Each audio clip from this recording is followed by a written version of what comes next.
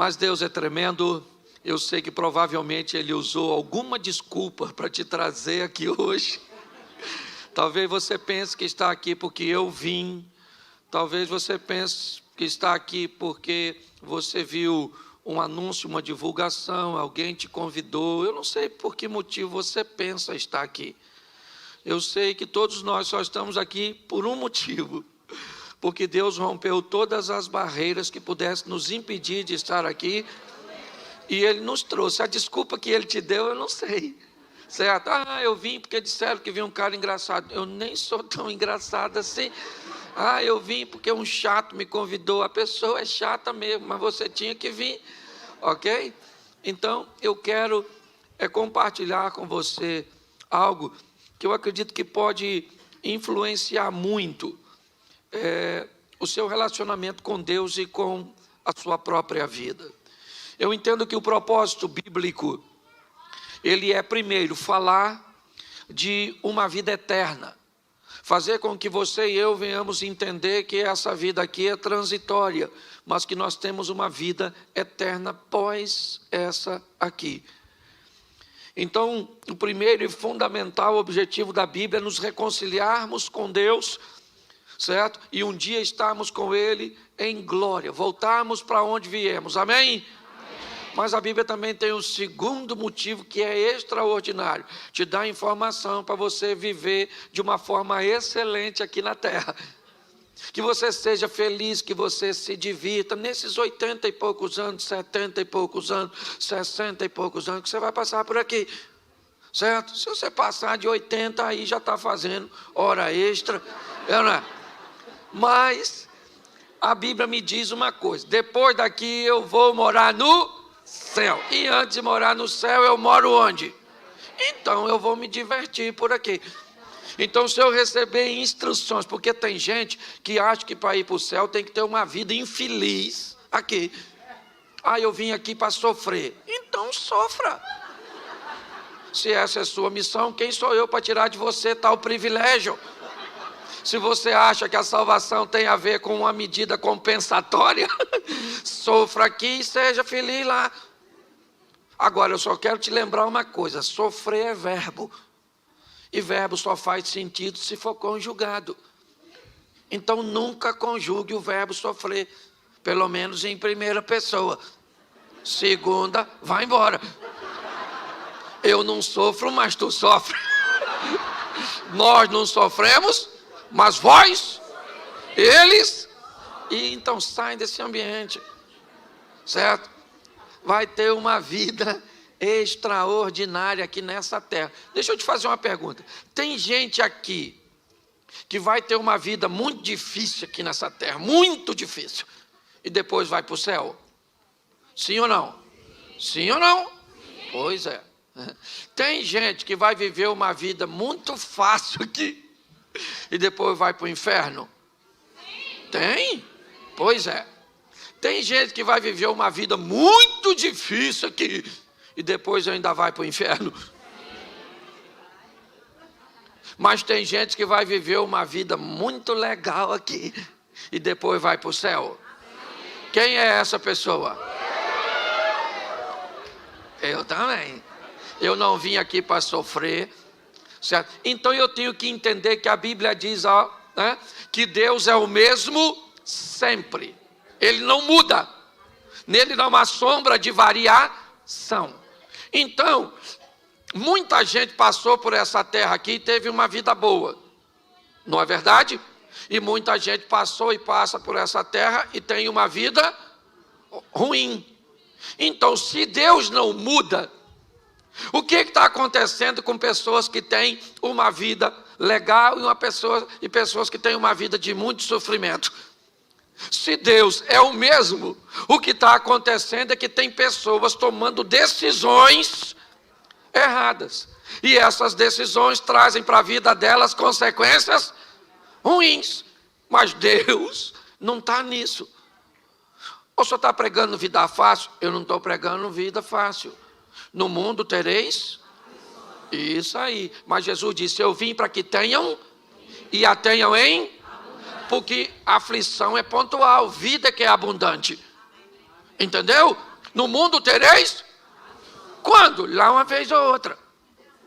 Uma aflição com sua esposa, uma aflição com seu filho, uma aflição com dinheiro, uma aflição com a doença. Quando? Lá uma vez ou outra.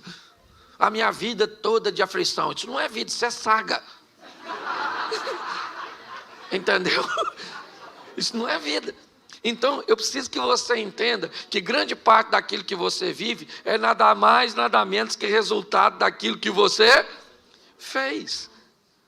Então, entenda isso. Nós precisamos ter uma vida boa aqui. Por quê? Porque Jesus está querendo alcançar outras pessoas. E para alcançar outras pessoas, Ele quer usar seus missionários, seus representantes, que somos. Então, as pessoas olham para quem? Para a nossa vida, para saber se o Deus que está gerenciando ela é legal. Entende? Hoje nós somos propagandas. Aliás, sempre fomos. Está todo mundo de olho em nós. Será que eu quero... Como é que é o seu Deus? O meu Deus é muito bom. Uma vida de muito sofrimento, de muita luta. Mas no final, sabe? É muito difícil. Se alguém vier me falar de um Deus assim, eu vou falar, ó, fica com ele, que eu não estou afim disso não. Certo? Eu quero alguém que diga assim, ó, meu Deus é 10. Treinador, sabe o que é? Treinador de UFC. Entende? Eu estou na luta, nas batalhas, mas eu estou vencendo. Uma hora leva umas pancadas aqui, outras ali, mas no final de tudo, levanta a minha mão e sou eu que ganhei essa história. Nós temos que levar uma visão positiva para as pessoas. E daí, eu preciso te dizer mais uma coisa antes de ler o texto. Que a história bíblica ela é feita de trevas e luz. Reino das trevas em batalha contra o reino da luz. Reino das trevas, na verdade, é representando a ignorância. E o reino da luz, o conhecimento. É assim. O que nós temos que entender é que há uma batalha entre conhecimento e ignorância, entre luz e trevas. Porque o conhecimento liberta e a libertação te leva para uma nova fase da sua vida. Conhecereis a verdade e a verdade vos... Isso, Jesus é a verdade, sim ou não? Mas a verdade também é a verdade. A verdade sobre coisas. Por exemplo, quantos brasileiros temos aqui? Levanta a mão, os brasileiros. Baixa a mão. Então você vai entender o que eu vou falar, é para eu não dar um exemplo equivocado. Quem aqui lembra, né? Quando você era pequenininho assim, se você chupar uma manga, não pode tomar leite, que senão você morre. Levanta a mão. Isso aí. Quem lembra assim, quando estiver dando uma trovoada, cobre o espelho, senão atrai. Levanta a mão. Nossa, brasileiro é fantástico. Você lembra disso? Só terminou de jantar, se tomar banho, morre. Quem lembra disso? Todos nós já fomos ignorantes. Presta atenção. Hoje, se você chegar em casa, tiver uma manga e um litro de leite, você faz o quê se você tiver com fome? Você faz o quê? Uma vitamina? Hoje você faz. Antes você fazia? Não. Lembra do chinelo virado? Chinelo virado, você passa mal. Nossa, chinelo virado é um negócio extraordinário, não é? Dava até para virar o da sogra. Escute só. O que aconteceu com o chinelo virado? O que aconteceu com a manga com leite? O que aconteceu com o banho depois do jantar? Porque você recebeu alguma coisa que acabou com tudo isso. E sabe o nome disso? Verdade. Quando a verdade chega, põe a ignorância para fora. Nós precisamos tomar posse da verdade. Entendeu? Da palavra de Deus como verdade na nossa vida.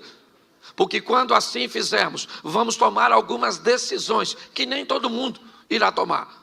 E eu quero falar basicamente de 3 coisas com você. E vai ser rapidinho. Quando você vê, acabou. Vai ser com anestesia.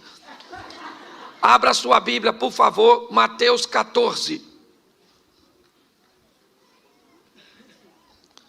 Versículo 22. Mateus 14, 22. Posso ler? Amém? Amém. Logo a seguir, Jesus fez com que os seus discípulos entrassem no barco e fosse adiante dele para o outro lado, enquanto ele despedia as multidões. Tendo despedido as multidões, ele subiu ao monte a fim de orar sozinho. E ao cair da tarde, lá estava ele só. Entretanto, o barco já estava longe, a uma distância da terra, açoitado pelas ondas, porque o vento era contrário. Na madrugada, ou na 4ª vigília, Jesus foi ter com eles, andando por sob o mar. E os discípulos, porém, vendo andar sobre o mar, ficaram apavorados e disseram: é um fantasma! E tomados de medo, gritaram. Mas Jesus imediatamente lhes disse: coragem, sou eu, não tenhas medo. E Pedro disse, repita comigo, Pedro disse. De novo, Pedro disse. Olha o que Pedro disse, não precisa repetir não. Se é o Senhor mesmo, mande que eu vá até aí, andando sobre as águas. Feche seus olhos. Senhor nosso Deus e Pai, continue falando conosco. Usa-me como um canal de bênção e que a Tua verdade prevaleça na nossa mente. Ó Pai, dando direção às nossas emoções, em nome de Jesus. Você pode dizer amém? Preste atenção, porque isso aqui é magnífico. Jesus chamou os seus discípulos e disse assim: entrem nesse barco. Em algumas traduções diz, compeliu, mandou, obrigou, insistiu. Eu não sei qual a tradução você tem na mão. Eu só sei que qualquer uma que você tenha, ela significa uma coisa: os discípulos não estavam a fim de entrar. Por quê? Porque a última vez que estiveram com Jesus no barco foi um sacrifício. Quase fundou. Jesus aqui levantou e falou: cala a boca, vento, fica quieto, mar, não quero nem marola, agora é piscina. Os discípulos levaram um susto. E da outra vez Jesus estava no barco. Dessa vez Jesus falou assim: vão vocês que eu vou depois. Os caras estavam a fim de ir. Da outra vez, se afundasse para eles, afundava para Jesus. E agora que Jesus disse: vão vocês que eu vou depois. Perguntinha básica na cabeça do discípulo: como? Se nós vamos no barco? Olhando por outro evangelho, os discípulos estavam tão preocupados que deixaram um barquinho. Depois você lê, que eu não sou obrigado a ler tudo. Mas eles deixaram um barquinho, porque se Jesus disse que vai depois, eles têm que criar um meio de Jesus ir. Entraram no barco e foram. Jesus disse o quê? Vão vocês, que eu vou despedir a multidão, vou fazer uma oração e depois eu vou. E os discípulos foram, sim ou não? Sim. O vento era contrário, escureceu. O texto diz que Jesus foi encontrar com ele na 4ª vigília. Tu sabe que hora é 4ª vigília? Tem gente que não sabe nem que hora é a primeira. Bom, vamos lá. A primeira vigília começa às 18 horas. De 18 a 21, primeira vigília. Jesus foi? Então até às 9 da noite Jesus não chegou. Certo? De 9 à meia-noite, a segunda vigília. Jesus chegou. O vento contrário. De meia-noite às 3 da manhã. Jesus chegou. Ele falou que ia. Pois é, há quanto tempo você está escutando que Jesus falou que está vindo? E aí parece que está demorando, né? Pois é, mas fica pronto, porque ele falou que vai vir, ele vem. Tem gente que quer saber se é milenista, pós-milenista, pré-milenista. Segundo a informação que eu recebi, é o seguinte: eu vou voltar, arrumo as malas e fica pronto. Se é antes, durante, depois. Isso não é importante, fica prontinho, porque a hora que cantou, a gente rapa fora. E quem ficar resolve com... Cuidado que você pode estar rindo de você, eu não. Escute só. Olha só. 3 horas da manhã vai mudar de terceira para quarta. E aí começa, aí a partir das 6, hora primeira, hora segunda, hora terceira, aquela coisa. Certo? 3 horas da manhã, os discípulos estão cansadérrimos, apavorados. Mateus era cobrador de impostos, não sei nem se ele sabia nadar. Aquela tribulação dentro do barco, todo mundo com medo. Quem é que aparece andando em cima d'água? Jesus. Podia ter avisado como é que ia. De repente os caras estão com medo, cansados, 3 horas da manhã, e ele não vem mais. Eu imagino uma revolta. Vem Jesus andando em cima d'água. Tu acredita nisso? Literalmente tirando onda. Vem ele andando sobre. Quando os discípulos viram isso, começaram a gritar: olha lá um fantasma, socorro! Não tinha mulher não, era só homem. E eles começaram a gritar de medo: fantasma, fantasma. Eu imagino Jesus lá fora. Eu não falei que vinha? Para que essa gritaria? Ninguém correu. Ninguém dos discípulos saiu correndo. Por quê? Porque não tem para onde correr, filho. Nessa vida ou você enfrenta ou você enfrenta para ganhar, ou você enfrenta para... Mas você é obrigado a enfrentar. Por isso Jesus disse: eu vou estar com você nessa peleja, para que você enfrente e saia vitorioso. Quando todo mundo começou a gritar, Jesus gritou lá de fora: calma, gente, sou eu, fantasma não.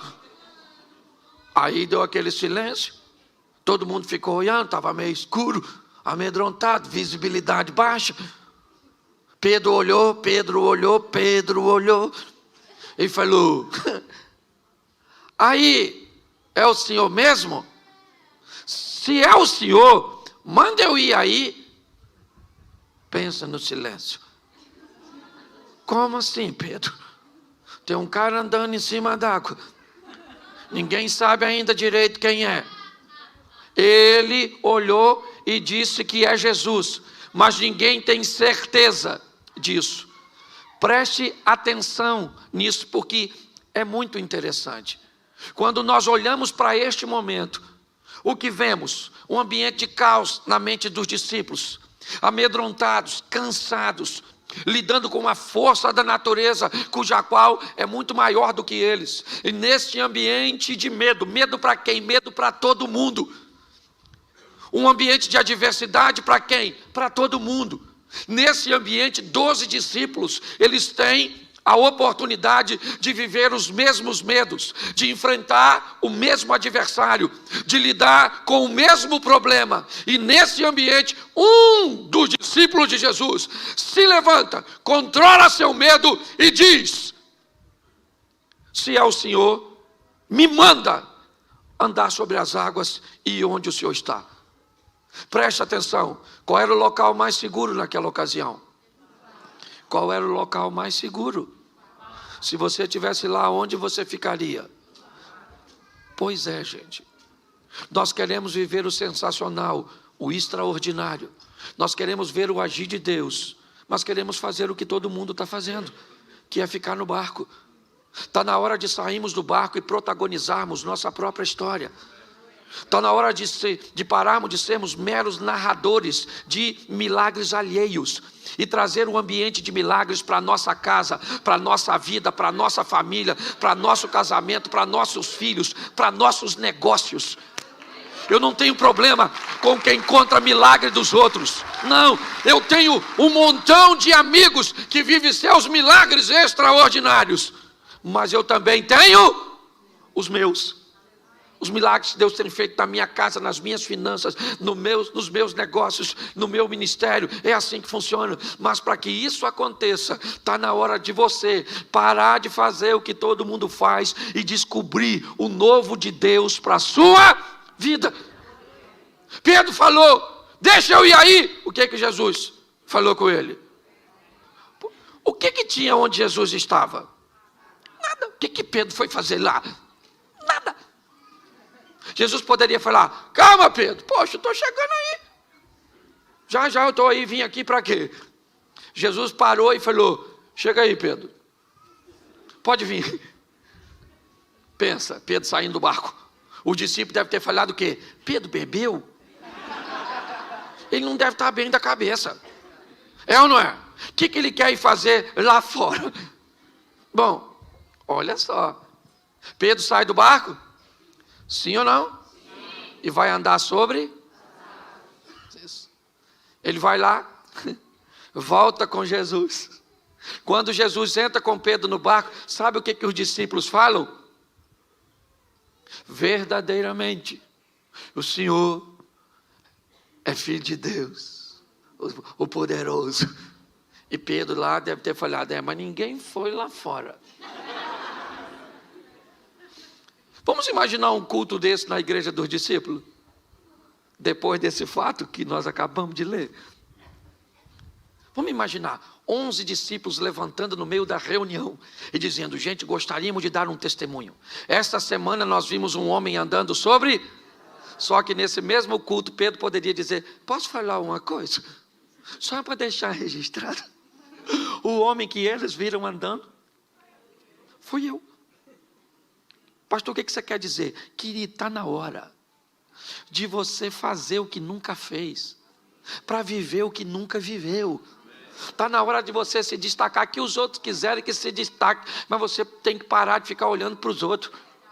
Entenda o que Deus quer fazer na sua vida, para onde Ele quer te levar, a oportunidade que Ele quer te dar. É isso que eu quero que você entenda nesse momento. Faça algo de novo pelo seu casamento. Faça algo de novo pela sua vida profissional. Faça algo de novo para o seu ministério. Faça algo de novo para que algo de novo aconteça na sua vida. Viver na mesmice vai te levar para onde? Preste atenção. Por que eu tenho vivido o que eu tenho vivido? Porque Deus me deu um negócio muito louco para fazer. Muito esquisito. É ou não é? Quantos de vocês já viram pessoas na internet me chamando de palhaço? Levanta a mão. Aí, nem precisava levantar para não me machucar. Quantos de vocês já ouviram as pessoas dizerem, esse cara não prega nada, isso é um animador de auditório, um bobão. Assim, ó. E você pensa, eu vejo tudo isso. E eu olho, às vezes eu falo, Senhor, olha o que estão falando de mim. E uma vez eu estava orando, eu senti no meu coração, Jesus falando comigo. Você já leu o que falava de mim? Alguém já falou que você tem poder do Beelzebub? Eu falei, isso aí também não, isso é muito grave. E Jesus falou, mas falaram de mim. Eu falei, então desculpa. Deleta a reclamação. Vou apagar essa mensagem para mim e para o Senhor, é ou não é? Você está entendendo? Está na hora de você amar como nunca amou, para ser amado como nunca foi. Está na hora de você ofertar como nunca ofertou, ser fiel como nunca foi, para prosperar como nunca prosperou. Está na hora de você orar como nunca orou, para ter poder como nunca teve.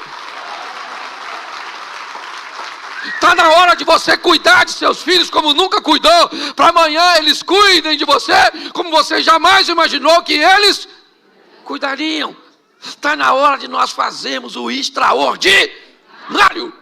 Sensacional. Saia desse barco, meu filho, e vai andar sobre, porque você vai ter história para contar. A respeito de quem? De você mesmo. Isso. Porque a irmã, sabe aquele que passa por cima da nota de 100 euros e o de trás diz, achei.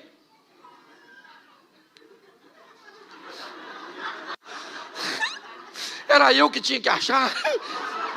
Aí como é que você conta essa história? Alguém perto de mim achou 100 euros.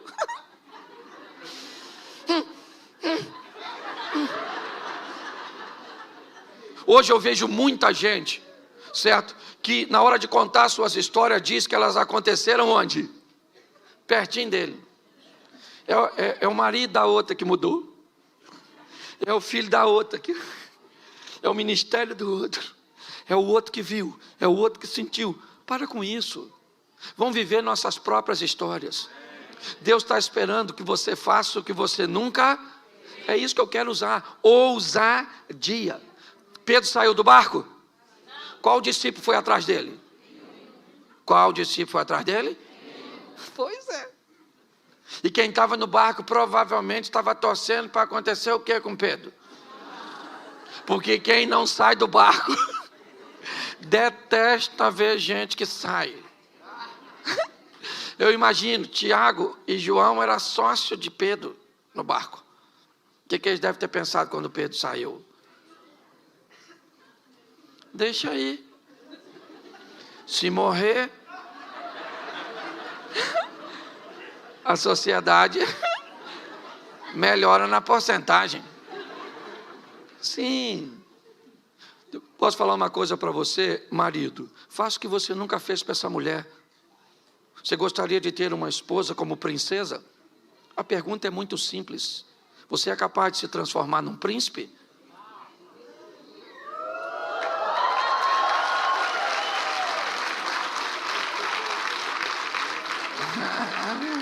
A senhora não pensa que eu vou deixar isso barato?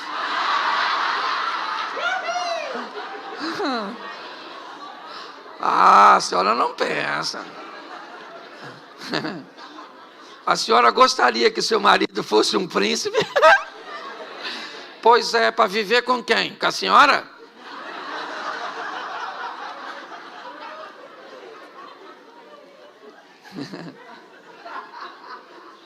Você lembra da história do príncipe que era um sapo?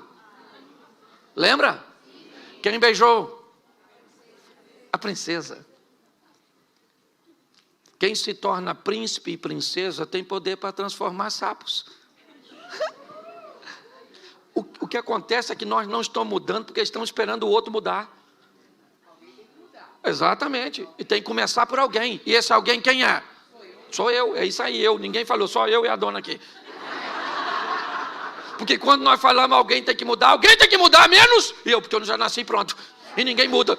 Um dia, eu estou vendo minha esposa me tratar com um nível, sabe? Mas pensa assim, aquela coisa extraordinária, exponencial. E aí eu estou lá. Falei, essa mulher está tão boa. A Jesus, louvado seja Deus. E fui conversar com ela. Falei com ela, filha, deixa eu falar uma coisa para você. Você sempre foi uma mulher legal. Mas olha, nesses últimos tempos você está assim, além, fora do comum, extraordinária. O que foi? Ela começou a chorar. Aí eu falei, o que foi, filho? Aí ele falou, não, Cláudio, é que eu estou achando que você vai morrer. Eu falei, vou, não, querida, não vou morrer não. Aí eu perguntei a ela, por que é que você está achando que eu vou morrer? Ela falou, Cláudio, nos últimos meses, você melhorou demais o tratamento comigo. Ou seja, eu estava recebendo nada mais, nada menos, o reflexo daquilo que eu estava fazendo. Entendeu? Leve seu relacionamento para o próximo nível. Vai lá, dê um abraço no seu filho, não interessa a idade do seu filho, abraça, diga para ele, meu filhinho, minha filhinha, eu te amo. Ela vai falar o quê? Vai morrer.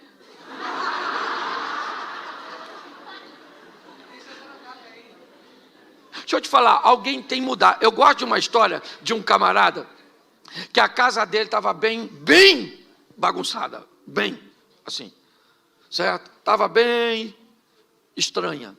E aí, ele foi procurar um homem de Deus que recomendaram ele, um cara que tinha visões, que orava, que Deus falava. Aí ele chegou lá e falou, moço, eu queria falar uma coisa para o senhor.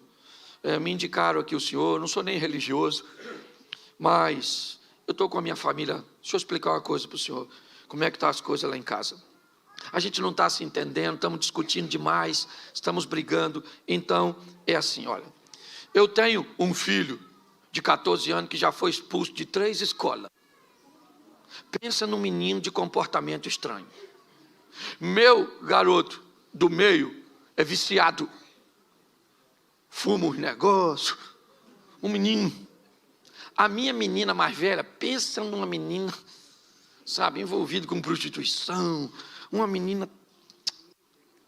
Minha esposa, olha só, minha esposa parece que tem rodinha no pé, anda o dia inteiro na rua. Uma mulher desleixada. E eu também não estou aqui só para falar mal dos outros, não. Entendeu? Até porque minha sogra mora lá em casa. E pensa numa mulher. Olha. E aí eu bebo mesmo. Eu bebo porque eu não aguento isso. Então eu queria que o senhor fizesse uma oração por mim, porque minha casa acabou. O homem orou por ele. E assim que terminou de orar, falou: Deus me deu uma visão. Ele falou: então o senhor fala comigo, porque eu preciso resolver minha família. Ele falou: eu vou explicar uma coisa que Deus falou comigo. Deus falou comigo que Jesus Cristo, o filho dele, está lá na sua casa disfarçado em uma das pessoas. E vocês estão tratando mal o filho dele. E por causa disso a sua casa está assim. O homem falou: o que o senhor está falando? Um dos integrantes da minha família, nosso Senhor Jesus Cristo? Vê se seu endereço é esse mesmo aí nessa visão do senhor, porque tem alguma coisa de errado. A qualidade das pessoas lá em casa não cabe Jesus. E o homem falou: olha, não tem. Foi o que Deus falou comigo. Ele foi para casa, no caminho, ainda tomou mais alguma coisa, e foi para casa. Chegou em casa, reuniu a família e falou: fui no homem de Deus que falou para mim um negócio muito esquisito. Falou que um de nós aqui é nosso Senhor e Salvador Jesus Cristo, e nós estamos tratando mal ele, e eu quero que vá falando quem é.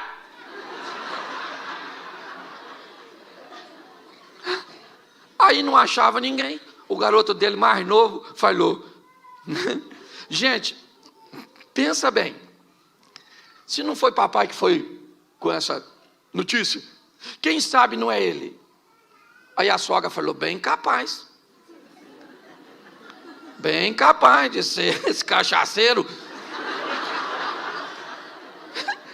Bem capaz. Aí o filho mais velho falou assim: gente, essa história de Jesus não é uma história antiga? Quem sabe não é vovó? O pai falou: Senhor, perdoa esse menino que ele não sabe o que fala. Vê se Jesus... Fica quieto, garoto, drogado. Começou aquela conversa, e daqui e dali, no final não achou ninguém. Quando a conversa acabou, o filho mais velho procurou o pai e falou: pai, falando sério agora com o senhor já pensou se for vovó? E o homem falou assim: eu pensei, meu filho, depois que você falou, porque o pouco que eu conheço de Deus, já ouvi falar que ele faz umas coisas muito estranhas para confundir outras. E eu estou pensando que pode ser sua avó. A partir daquele dia, baseado nisso, ele começou a tratar melhor a sogra. A mulher dele, que viu que agora ele tratava melhor a mãe dela, começou a tratar melhor ele também. A sogra, que viu que estava recebendo carinho de uma fonte onde só recebia agressividade, começou a gostar do genro. Os filhos, que viram que os pais estavam se acertando e que as coisas estavam se acomodando, começaram a se reposicionar em seus comportamentos. No passar de pouco tempo, aquela família estava totalmente restaurada, porque alguém resolveu mudar a sua postura e aprender a lidar com alguém que entendeu que nessa pessoa Jesus Cristo morava. Quando você olhar para seu marido, não veja seu marido, veja Jesus morando nele. Passe a tratar este homem melhor, porque talvez ele consiga despontar, fazer com que esse poder, esse comportamento venha fluir de dentro dele para consertar a sua família. Mas para a nossa vida mudar, precisa de atitude de um Pedro, de alguém que resolva ser o primeiro a sair do barco, a enfrentar um ambiente estável, a enfrentar a escuridão, a enfrentar a incredulidade dos outros, mas entende para onde está indo. Pedro disse: se é o Senhor. Eu queria lembrar você, Lucas capítulo 5, o primeiro encontro de Jesus com Pedro. O primeiro encontro de Jesus com Pedro, depois cansado também de uma noite frustrante, onde não pegou nada, Pedro ouve de Jesus o seguinte: vamos pescar agora, depois de uma ministração que Jesus havia feito. Pedro disse: Senhor, sob a tua palavra eu vou lançar minhas redes. É o Senhor que fala, porque eu sei que não tem nada, eu sou pescador. Eu entendo, acabei de vir de uma noite que não peguei nada, só cheguei aqui com minhas redes sujas, acabei de lavar e o Senhor manda lançar de novo, então diga onde eu devo jogá-la. É esse mesmo Pedro que, sabendo disso na primeira experiência, disse lá no final: se o Senhor falar, se o Senhor mandar, eu vou andar sobre as águas. Pois é, Cristo me mandou nessa manhã aqui dizer para você que você está autorizado a andar sobre as águas para viver os milagres que Ele tem para a sua casa, para a sua família, amém? Mas Ele precisa, sendo o mesmo, que você não seja mais o mesmo, entende? Ele continua o mesmo e nós temos que mudar para levar nossa vida para um outro estágio, para uma outra dimensão. Posso ouvir um amém? Eu quero usar um outro texto. Abra sua Bíblia aí, 1 Samuel, lá no Velho Testamento. 1 Samuel, capítulo 16. Eu acho que é isso.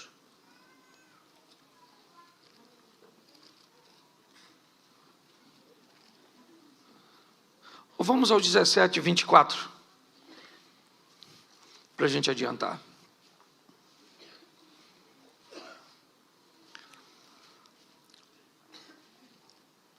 Repita comigo 24. Todos os israelitas, vendo aquele homem, fugiam de diante dele com muito medo, e diziam uns aos outros: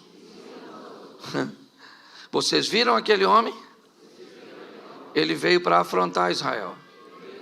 Presta atenção, enquanto Pedro nos inspira a ter ousadia, Davi vai nos inspirar a ter coragem. Preste atenção, o texto diz que há um ambiente de guerra no vale de Elá, ou de Socó, não sei como é que está a sua tradução.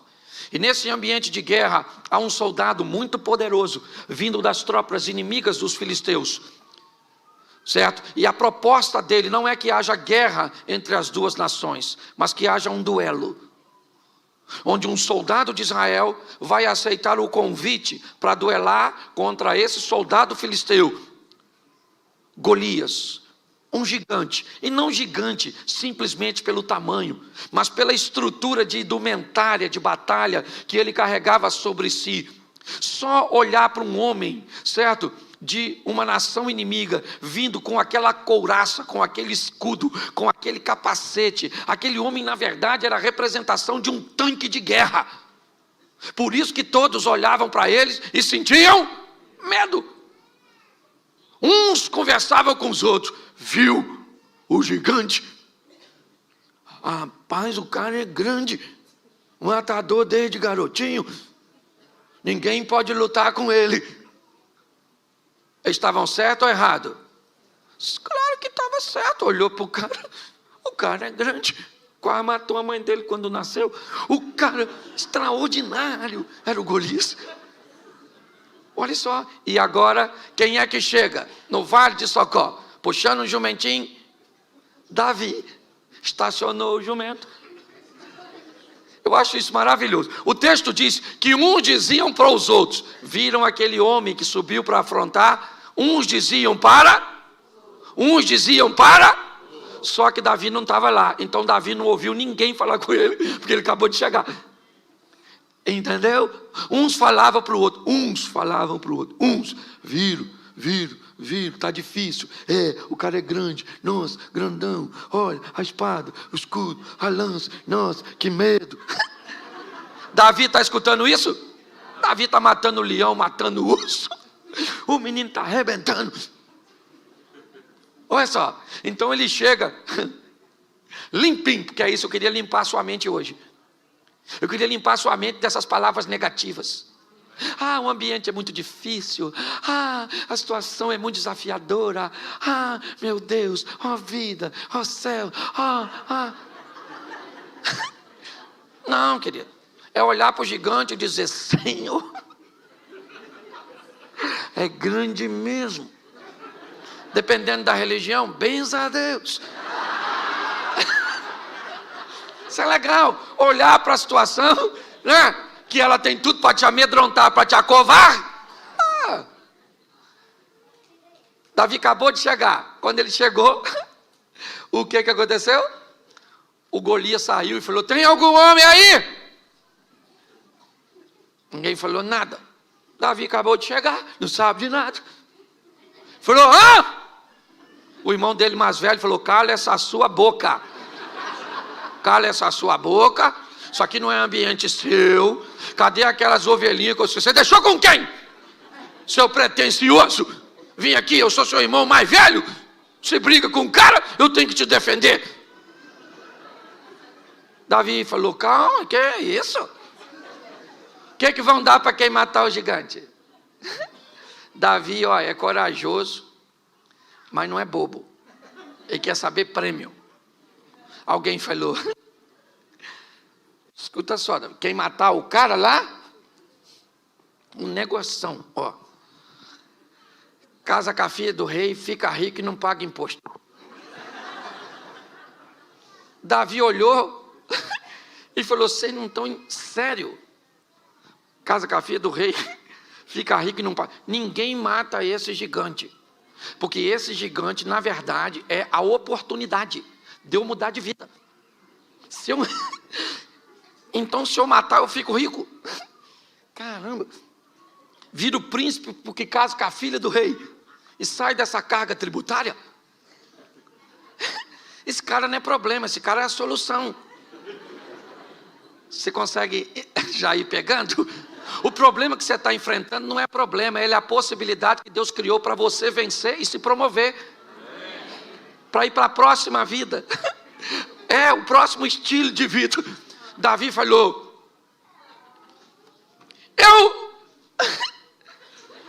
eu mato ele. Alguém falou: sua juventude. Isso não mede consequência, não. Isso é droga. Pode ver onde é que está aí. Dá uma geral nos bolsos dele, que isso está louco. Um garoto querendo falar que vai enfrentar esse menino. Olha só. Eu queria que você entendesse. Você está em meio a uma adversidade? Tá, é isso o seu problema? É. Você pode tomar posse da palavra de Deus ou arrumar uma chupetinha. É um pirulitozinho. Chorar, não vai adiantar nada, o problema fica lá do mesmo jeito. Lembra quando o capitão do navio de Jonas, onde Jonas estava, ele descobriu que Jonas estava lá? Ele descobriu que a tempestade estava vindo por causa de... O Jonas pulou do barco? O que o capitão fez? Jogou ele. Você está esperando o seu problema ir embora sozinho? Vai não, menino, pensa em problema, um troço teimoso. Ele não quer sair da sua vida não. Ah, isso aí é coisa de Zeca Pagodinho, deixa a vida me levar. Não, nós temos que tomar desse que levem as coisas ruins. Eu olho para Davi, alguém falou: leve esse menino para Saul, para ver se Saul autoriza esse massacre. Davi chegou lá, Saul falou: o que foi? Davi falou: é que eu vi um gigante lá grandão. E falou que quer um homem para matar ele. Duelo. Então, ô meu filho, sim. Saul deve ter falado: garoto, eu já estou com tanto problema, meu filho. E é você que toca para me dormir. Ai, meu Deus. Mas vai lá, pelo menos. Nós vamos ter um menino para desafiar um gigante. Lá foi Davi enfrentar o gigante. Uma tiradeira, 5 pedras. Eu acho extraordinário. Por que ele leva 5? Porque isso dá a ele o direito de errar, gente. Você tem que ter uma reserva na sua sacola de fé. Vai dar tudo certo. E se não der? Você tem que ter o plano B. Plano B não é falta de fé. É só plano B. Se o A não deu, vamos no B. Outra pedra e outra pedra. Tem gente que vai dar tudo certo. E se não der? Se não der, morremos. Já era, já foi. Você já viu todo herói? Lembra do Rambo? Ele tinha uma metralhadora, sim ou não? Mas aqui, na cinta, ele tinha uma. Porque quando acabava as balas,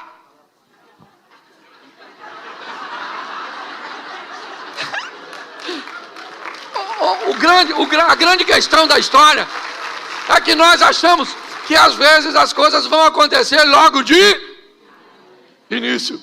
Vá preparado. Davi foi. Eu acho isso sensacional. Com medo do gigante, sim ou não? Sim ou não? Sim. Claro. Olhou para o gigante, mas ele pensou na filha do rei. Caramba, aquela menina, poxa, só tem que viver eu, só isso. Só isso, é só isso. Outra coisa, ovelhinha nunca mais. Agora você é o dono da ovelha, isso aí, imposto, que é isso, imposto? Agora nada de imposto, pagar mais nada. Vamos lá. Quando ele chega, está todo mundo olhando. O gigante e o menino. Perguntinha simples. Os irmãos de Davi achavam que ele ia ganhar? Não. O exército de Israel achava que ele ia ganhar? Não. Saul achava que ele ia ganhar? Não. Golias achava que Davi ia ganhar? Não. E os filisteus? Ninguém. Só Deus olhando lá de cima. Eu não sei nem se Deus estava concordando muito com isso. Porque segundo alguns historiadores, Davi sabia que foi ungido por Samuel para ser e não para matar gigante.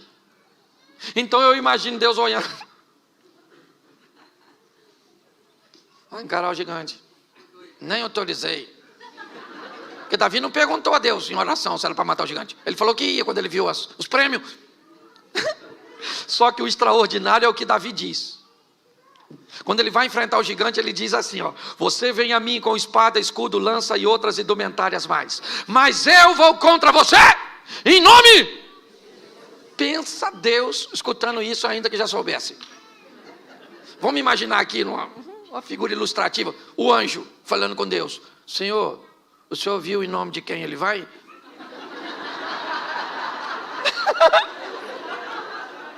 E ele falou que vai em nome do Senhor. E o Senhor dos exércitos é o Senhor.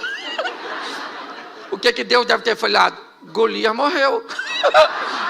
Se esse camarada vai enfrentar o inimigo em meu, o inimigo já caiu. Você está entendendo? É isso que eu quero que você entenda. Agora, isso é maneiro. Todo mundo torcendo contra Davi. Até o soldado de Israel não queria que ele matasse não, porque era uma vergonha aquele menino matar gigante. E aí tá lá. Davi falou, vou dar-lhe uma pedrada na cabeça desse cara. Ô gente, isso para mim inspira a sua juventude. Porque quando é que a gente resolvia coisa na pedrada? O maior vinha te bater, o que você fazia? Vem agora, vem. O cachorro vinha te pegar, você fazia o quê? Pegava na pedra. Escute isso, você pode rir, não tem problema, isso faz parte do meu ministério. Você não pode perder a mensagem. Suas batalhas só serão vencidas se Deus estiver à frente dela. É com ousadia, fazendo o que ninguém faz, que você vai chegar onde ninguém chegou. Não queira o posto dos outros, queira o local que Deus tem para você. Quando eu olho para esse momento, o que eu vejo? Eu vejo um menino num ambiente de incredulidade, mas um menino que tem uma história com Deus. Foi isso que ele disse para Saul. Eu matei leão, eu matei urso. Eu tenho experiências com Deus num ambiente onde ninguém é capaz de enxergar. E é no anonimato que nós aprendemos que Deus vai nos dar oportunidades extraordinárias Entendeu? Às vezes queremos ser ovacionados, vistos, reconhecidos, mas aprenda uma coisa: é na intimidade, é no secreto, é na oração da madrugada, entendeu? É naquelas coisas particulares que a nossa fé vai se fundamentando, que vai se estabilizando. É isso. Davi chega agora num ambiente de notoriedade, é verdade, mas trazendo consigo uma bagagem do escondido, é ou não é? Da experiência entre ele e Deus. E ele mata o gigante. A pedrada atinge exatamente, certo, a fronte do gigante, e ele cai. Ele morreu, o gigante? Não, Davi pega a espada do gigante. Isso também é uma boa lição. E corta a cabeça do gigante. Posso te dar um exemplo que pode parecer estranho? Você já viu alguém na rua sem dente? Já viu alguém na rua sem braço? Já viu alguém na rua sem cabelo? Já viu alguém na rua sem cabeça? Não. Porque quem corta a cabeça resolve o problema de uma vez por todas. Pare de dar paliativo para o seu problema. Entre nele para vencer de uma vez por todas. Corte a cabeça desse problema. Extirpe este mal de uma vez por todas. Davi agora entra no arraial com a cabeça de Golias nas mãos. E sabe o que é mais interessante? Ele casou com a filha do rei? Não. Saul não deu Merabe para ele, deu para outro indivíduo. Saul fez Davi ficar rico? Não, porque quando Davi vai se casar com Mical, Davi diz que não tem como ser genro do rei, porque não tem recursos para pagar o dote. E provavelmente a casa de Jessé, ou seja, de Davi, continuou pagando impostos. Porque Davi enfrentou o gigante, matou o gigante, e Saul não cumpriu o que havia dito. Mas Davi foi enfrentar o gigante em nome de Saul? Não. Com a armadura de Saul? Não. Enfrentou o gigante em nome do? Isso. Com as armas que Deus lhe deu para que ele fosse habilidoso. Pergunto eu para você, agora, a contragosto de Saul, Davi se casou com uma filha dele? Sim, com Mical. E não por um prêmio, mas por amor, porque a Bíblia diz que Mical amava Davi. Segundo, Davi ficou rico? Sim, um dos homens mais milionários da época dele. É só olhar na quantidade de recursos que ele deixou para seu filho Salomão construir o templo. Terceiro, Davi parou de pagar imposto? Sim, porque agora ele é o monarca, ele é o chefe. Preste atenção, Davi entra numa batalha em nome do Senhor e vence. Um homem tenta sabotar e impedir que ele tenha todos os prêmios e todos os recursos, mas os céus se movem a favor de Davi, e aquilo que o homem tentou fazer contra ele, não conseguiu, porque era Deus que estava no controle. Tenha coragem de enfrentar seus inimigos, de enfrentar seus obstáculos, ok? É isso, eu quero motivar, enquanto Pedro, ele me inspira a ser alguém que tem ousadia, Davi me inspira a ser alguém que tem coragem. Agora abra aí, já estou terminando. Juízes 6, verso 11, rapidinho. Juízes 6, 11. Então o anjo do Senhor veio e assentou-se debaixo do carvalho que está em Ofra, que pertencia a Joás, o Abirezita. E Gideão, seu filho, estava malhando trigo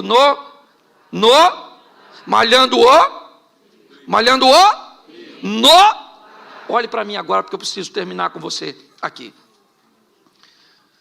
Primeiro, você sabe o que é um lagar? Sim, um tanque para beneficiamento de uvas, onde as uvas eram pisadas. Certo? Você sabe que para se malhar um trigo, precisava de ter uma eira, um campo aberto, mais ou menos como um local de secar café, onde jogava o trigo, passava algo em cima e depois se recolhia. O texto diz que Gideão está malhando o trigo. Num lagar não era um ambiente adequado para se malhar o trigo. Porém, ele não pode fazer isso em campo aberto, porque há um problema com os midianitas. Pergunto eu para você, para Davi malhar o trigo, ele precisava de uma eira, sim ou não? Para Gideão malhar o trigo, ele precisava de uma eira, sim ou não? Sim ou não? Mas ele tinha? Não. Ele precisava? Mas ele tinha? Não. O que ele tinha era o lagar era apertado? Era inapropriado? Era desconfortável? Mas era o que ele? Sabe o que isso representa? Que Gideão precisava de algo que fosse o seu ideal. Mas na verdade, o que ele tinha no momento era a sua realidade. Eu preciso encarar a minha realidade para alcançar meu ideal. Se eu não tiver forças, se eu não tiver ousadia para encarar a minha realidade, eu nunca vou para o meu ideal. Qual é a minha realidade financeira hoje? Qual é a minha realidade de saúde hoje? Qual é a minha realidade espiritual hoje? Qual é a minha realidade? O que eu estou enfrentando hoje? Isso é minha realidade. Quando eu olho para este homem, eu olho alguém que é capaz de enfrentar a sua realidade para alcançar o seu ideal. Hoje, pessoas, mediante as suas realidades, elas se embotam, elas se comportam de forma ruim. Já que eu não tenho, querido, vou falar uma coisa para você. O primeiro carro que eu tive na minha vida foi uma Brasíliazinha velha. Ela esquentava bobina. Eu tinha que andar com 1 litro d'água e com um pano molhado. Porque aí eu amarrava o pano molhado na bobina e ela andava. Depois troquei por um Voyage. Não sei se eu estou falando dos carros aqui, talvez você não lembre. Mas era um carro melhorzinho, um pouquinho. Mas eu comprei ele de noite quando estava chovendo. O cara me enganou. E aí eu troquei por outro carro que se apaixonou por reboque.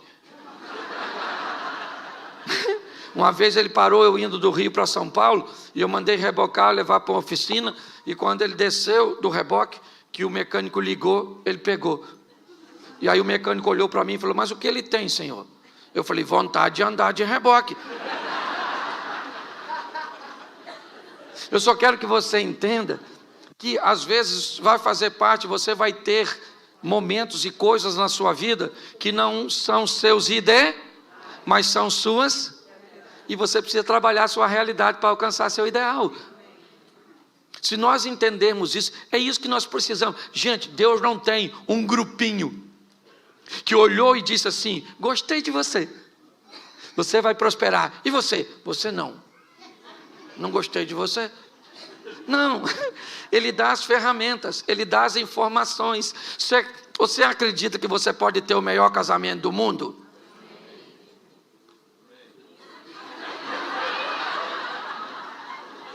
Vamos tentar de novo, Senhor.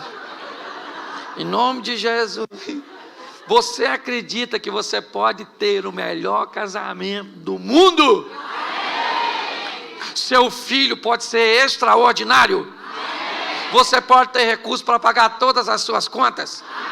Você pode ter uma saúde legal? Uma fé inabalável? Isso tudo depende de quem? Isso. De mim. Não é do pastor, não é da igreja, não é do governo, não é de nada. Eu sei que cada um tem seu chamado. Eu não fui chamado para sair do Brasil, você foi. Olha que beleza. Eu prospero lá, eu vivo lá, eu cresço, eu amo o local que eu moro. Um local pequenininho que foi feito no 6º dia. Deus já estava indo embora e falou: Xerém. Mas é o local que eu amo, é isso que eu quero que você entenda. É isso que eu quero. Então você tem que ver onde você está. É aqui. O que você é? Você é o quê? Você é brasileiro? Você é português? Você é espanhol? O que você é? Você é angolano? De onde é que você veio? Querido, preste atenção. Isso não é relevante. O relevante é que todos nós temos o mesmo Deus. Mesmo Deus. É isso aí. Então vamos ser ousado. Porque se você falar que não é ousadia pregar desse jeito que eu prego, experimente um dia. E você vai ver. Aprendi a ter coragem. O gigante aparece. Eu tenho que derrubar gigante, matar leão, urso. Encaro minha realidade. Para alcançar o meu ideal. Eu queria que você ficasse de pé agora. Eu queria que alguém fizesse um barulho sagrado aqui. Isso. Fecha seus olhos. Feche os seus olhos, pode fechar que ninguém vai pegar nada seu. Não está no Rio de Janeiro.